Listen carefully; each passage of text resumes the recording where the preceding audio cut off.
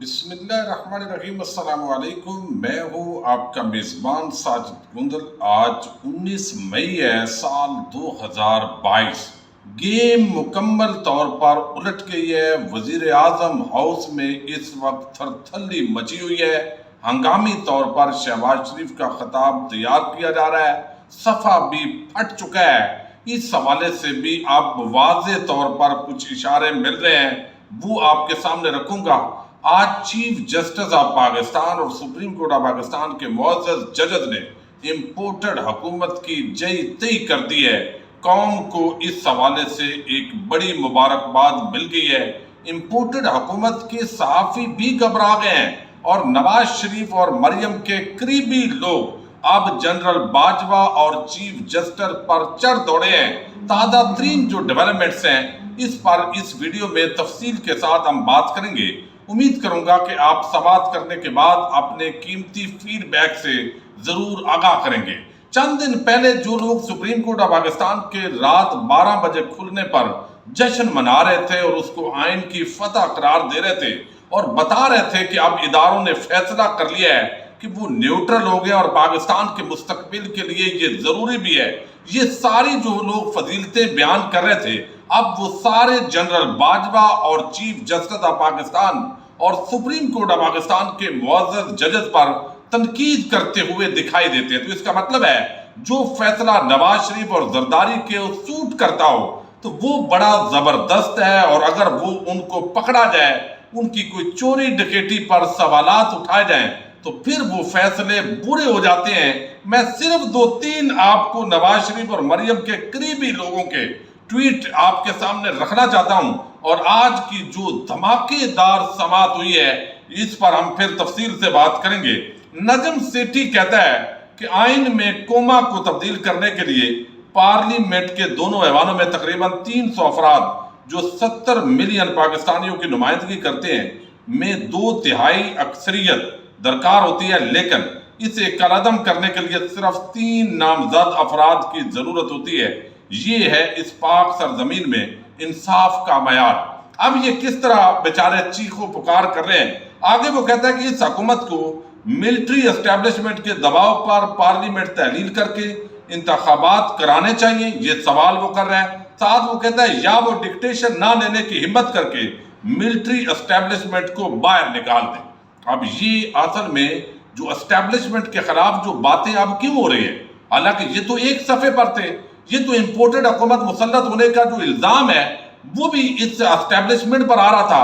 تو اس کا مطلب ہے کہ اب وہ صفحہ جو ہے وہ پھٹتا ہوا دکھائی دے رہا ہے۔ دوسری طرف ہم دیکھ رہے ہیں ہینا پرویز بٹ، یہ مریم نواز کی کنیز ان کو کہا جاتا ہے، یہ کہتی ہے فرح گوگی کروڑوں روپے لے کر تبادلے کرتی رہی، کاش اس وقت بھی 100 موٹو لیا جاتا۔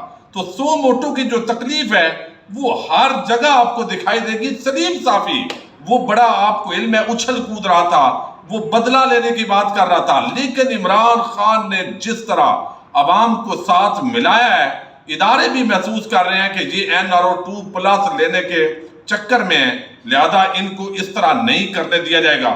اور سلیم صافی کہتا ہے جو کچھ ہو رہا ہے اس سے لگتا ہے کہ مقتدار حلقوں نے ماضی سے سبق نہیں سیکھا۔ اب یہ بندہ مقتدار حلقوں کا چند ہفتے پہلے تک ترجمان بنا ہوا تھا اور یہ فضیلتیں بیان کر رہا تھا کہ کسی طریقے سے عمران خان کو اقتدار سے علیحدہ کریں تو ہم یہاں پر جیو کے صحافی، ڈان کے صحافی، کچھ صحافی مل کر آپ کو سلوٹ بھی کریں گے اور آپ کے سابقہ جو غلطی ہیں وہ ہم کہیں گے کہ وہ آپ نے درست کیا ہے اور اپریشیٹ کریں گے۔ اب یہ بھی اسٹیبلشمنٹ پر برس پڑا ہے۔ یہ کہتے ہیں جو کچھ ہو رہا ہے اس سے لگتا ہے کہ مقتدار حلقوں نے ماضی سے سبق نہیں لیا۔ عمرانی بلیک میلنگ کے شکار ہو کر اگر حکومت کو اسمبلی توڑنے پر مجبور کیا گیا تو مقتدر حلقوں کا نہ خدائے ملا نہ وصال صنم والی پوزیشن ہو جائے گی۔ اب عمران بھی اپنا نہیں بن سکتے اور دوسری طرف باقی تمام جماعتیں بھی بفر جائیں گی۔ اب یہ بندے کو بھی کچھ اندازہ تو ہو گیا ہے کہ اسٹیبلشمنٹ اب زیادہ عوام کے سامنے تو کھڑی نہیں ہو سکتی، نئے الیکشن کی طرف وہ جانا چاہتے ہیں۔ تو اب اس بیچارے کی بھی ہوائیاں اڑ گئی ہیں، تو آپ آگے اندازہ کر سکتے ہیں کہ صورتحال کیا ہونے جا رہی ہے۔ اس کے ساتھ اور بھی بہت ساری خبریں ہیں، لیکن میں نے آپ کے سامنے طلعت حسین وہ کہتا ہے تم کتنے ثاقب عظمت کھو سے ریٹائر کرو گے، ہر سال ایک نیا مل جائے گا۔ یعنی بات یہ ہے کہ بھئی نیب کے کیسز ہیں، ایف آئی اے جو ہے اس کے اندر منی لانڈرنگ کے کیسز ہے، بجائے اس کے کہ آپ صحافی بنو، آپ نواز شریف اور زرداری کے نوکر نہ بنو، آپ شرم کرو، بے شرم نہ بنو۔ یعنی آپ ان کے منی لانڈرنگ جس طریقے سے انہوں نے کی ہے، کرپشن کی ہے، وہ مقصود چپڑاسی کا جواب آپ مانگے شہباز شریف سے، تو آپ الٹا جو ادارہ دیکھ رہا ہے کہ بھئی یہاں پر یہ اپنے مرضی کے فیصلے لینا چاہتے ہیں، پروسیکیوشن پر افیکٹ کر رہے ہیں، ایویڈنس ضائع ہو سکتی ہے، تو جس سپریم کورٹ آف پاکستان نے یہ زبردست اقدام کی ہے، پاکستانی عوام کی سنی ہے، تو آپ اس کو پڑھ گئے، تو آپ اندازہ کر سکتے ہیں کہ دوبارہ چیف جسٹس آف پاکستان اور جو چیف آف آرمی سٹاف ہیں ان پر حملے شروع ہو گئے۔ اس کے ساتھ جو بڑی ڈیولپمنٹ ہے، آج کی جو سماعت ہے وہ آپ کے سامنے رکھنے سے پہلے ایک بڑی خبر دی ہے محمد مالک نے، اور وہ کہتے ہیں کہ بہت بڑا اکٹھ ہوا ہے، ہونے جا رہا ہے پی ایم ہاؤس کے اندر، ایک تھرتھلی مچی ہوئی ہے، اور وہ کہتے ہیں آل پی ایم انگیجمنٹ کینسل، تمام جو میٹنگز تھی، اجلاس تھے، وہ وزیر اعظم کے کینسل کر دیے گئے ہیں، اور debate on going about whether اور when the P M addresses the nation, یہ سوال اب جنم لے رہا ہے کہ ابھی شہباز شریف جو ہے وہ قوم سے خطاب کریں گے، اور یہ پتا چلے گا کہ سیم پیج ہے یا سیم پیج پھٹ چکا ہے، اور یہ بھی ایک بڑی عجیب قسم کی پوزیشن ہے۔ surely someone else on the page apparently، وہ کہتے ہیں اس خطاب سے پتا چلے گا کہ سیم پیج موجود ہے، یہ پھٹ چکا ہے یا پھٹ چکا ہے۔ لیکن جس طرح نواز شریف کے جو قریبی لوگ ہیں، اب یہ یہاں پر میں آپ کو بتاؤں، یہ ناصر محمود بٹ ہے جو ہر وقت لندن کے اندر نواز شریف کے پاس ہوتا ہے، وہ کہتا ہے سابق ڈی جی ایف آئی اے بشیر میمن کو کیوں ہٹایا گیا؟ جسٹس قاضی فائد عیسیٰ کے خلاف منی لانڈرنگ کیس بنانے کا دباؤ ڈالا گیا تھا بشیر میمن، تب کسی عدالت نے آج خود نوٹس لے کر کسی سے کیوں نہیں پوچھا؟ اب یہ سارے لوگ جو ہے مریم نواز اور نواز شریف کے جو قریبی ہیں، یہ عدالت پر جنرل باجوہ پر تنقید کیوں کر رہے ہیں کہ بھئی نہ ابھی کیس ان کے معاف ہوئے ہیں، NRO2+ کی یہ کوشش تھی جو ناکام ہوئی ہے۔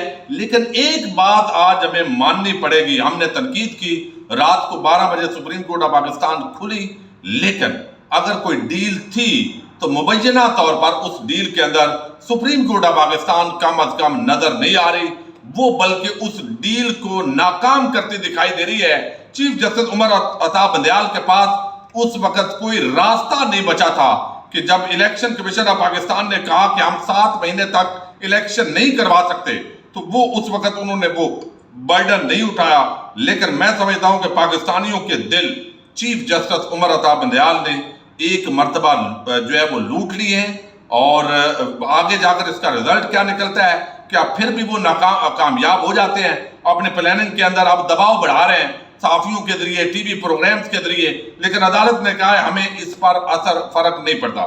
بڑی عام سماعت ہے، یہ میں صرف چند منٹ آپ کے سامنے رکھتا ہوں۔ یہ 5 رکنی لارجر بینچ ہے، حکومتی شخصیات کی جانب سے تحقیقات میں مداخلت پر از خود نوٹس کی سماعت۔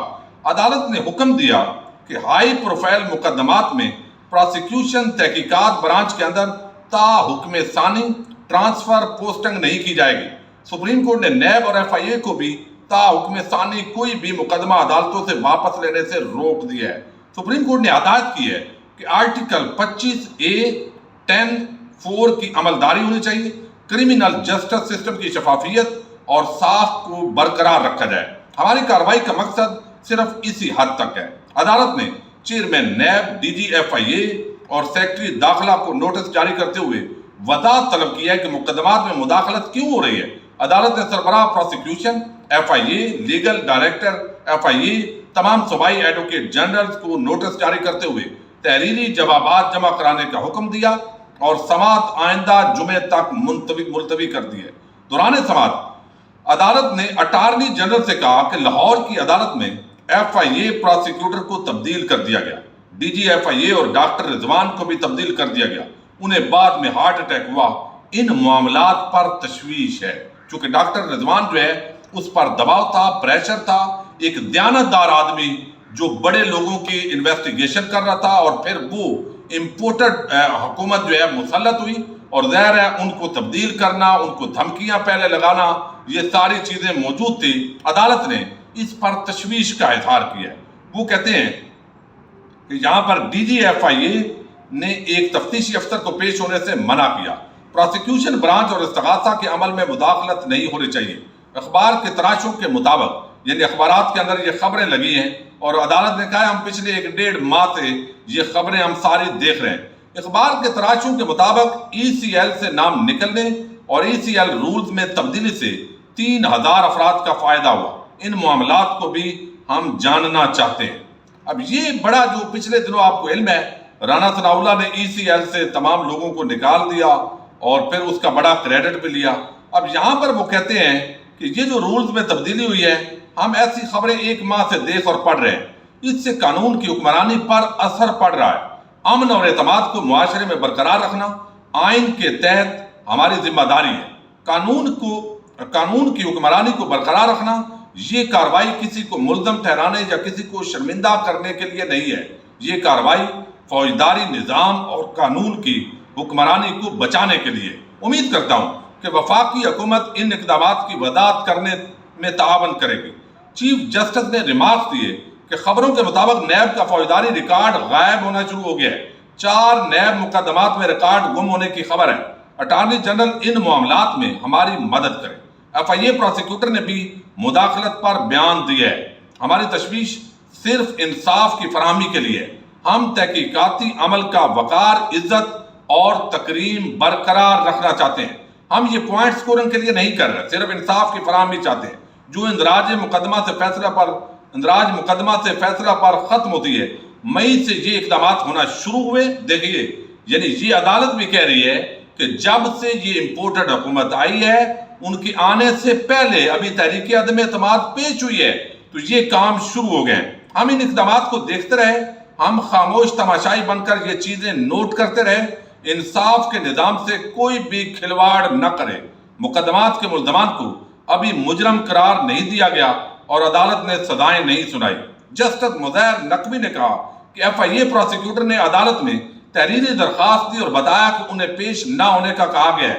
جو بندہ وزیر اعلیٰ وزیر اعظم بننے والا ہے اس کے مقدمہ میں پیش نہ ہو۔ جسٹس منیب اختر نے کہا کہ بظاہر یہ ٹارگٹڈ ٹرانسفر پوسٹنگ کی گئی ہے، اس پر تشویش ہے، اس لیے چیف جسٹس نے سو موٹو لیا، آپ تعاون کریں۔ اٹارنی جنرل اشتر اوصاف نے جواب دیا کہ ایف آئی اے کے پاس ان تبدیلیوں کی کوئی معقول وجہ ہوگی۔ عدالت نے حکم دیا کہ نیب ایف آئی اے میں افسران کو ہٹانے، ٹرانسفر، پوسٹنگ، تحقیقاتی اور پروسیکیوشن برانچ میں تبدیلیوں پر جواب جمع کروائے اور اس کی جگہ پر کون آیا، گزشتہ 6 ہفتوں کا ریکارڈ فراہم کیا جائے۔ سپریم کورٹ نے ہدایت کی ہے کہ مقدمات کی نامکمل دستاویزات کا ریکارڈ محفوظ بنانے کے لیے اقدامات سے آگاہ کیا جائے۔ ایف آئی اے اور نیب میں ہائی پروفائل مقدمات کا ریکارڈ چیک کرنے کے بعد سیل کیا جائے۔ یہ ریکارڈ چیک کر کے مجاز اتھارٹی کو پیش کیا جائے۔ تو یہ آج جئی تئی پھیر دی ہے سپریم کورٹ آف پاکستان کے معزز ججز نے۔ اب ان جسٹس اعجاز الحسن پر کوئی تنقید کر رہا ہے، کوئی جسٹس مظہر علی نقوی پر تنقید کر رہا ہے، لیکن وہ کرائے کے صحافی جو زرداریوں اور شریفوں کے نوکر ہیں، وہ صحافت چھوڑ کر جب سے انہوں نے نوکری لی ہے، وہ مقصود چپڑاسی کا سوال نواز شریف سے نہیں پوچھ رہے، شہباز شریف سے نہیں پوچھ رہے، اور جعلی بینک اکاؤنٹس کا جو پورا ایک نیٹ ورک چلایا جا رہا ہے، زرداری سے سوال نہیں کر رہے، اور پھر وہ کہتے ہیں کہ ہم تو صحافت کر رہے ہیں اور اصلی صحافی ہیں۔ تو امپورٹڈ حکومت کے صحافی بھی گھبرا چکے ہیں کہ شاید یہ صفحہ پھٹ چکا ہے، اور سپریم کورٹ آف پاکستان کے اندر آج قوم کو پہلی مبارکباد ملی ہے کہ سپریم کورٹ کسی ڈیل کا حصہ نہیں ہے، بلکہ انہوں نے آئین اور قانون کے لیے جو مناسب سمجھا اقدامات اٹھائے ہیں۔ وزیر اعظم ہاؤس کے اندر بہرحال تھرتھلی ہے۔ آج یہ خطاب جو ہے وہ متوقع ہے محمد مالک کے مطابق، اور اس خطاب کے اندر یہ آخری خطاب بھی ہو سکتا ہے، جیسے فواد چودھری نے بلاول کو کہا ہے کہ فوراً آ جاؤ، کہیں ایسا نہ ہو امریکہ گئے ہوئے ہیں دورے پر، فوراً آ جاؤ کہ واپسی کا کرایہ آپ کو خود بھرنا پڑے۔ لانگ مارچ کے اعلان سے 24 گھنٹے پہلے یہ شہر اقتدار میں ایک بڑی ہلچل ہے۔ مزید تفصیلات اگلی ویڈیو میں آپ کے سامنے رکھوں گا۔ امید کروں گا کہ آپ جو ہے وہ ضرور اس کو آگے شیئر بھی کریں گے کمنٹ بھی کریں گے اور اپنے فیڈ بیک سے ضرور آگاہ کریں گے۔ السلام علیکم۔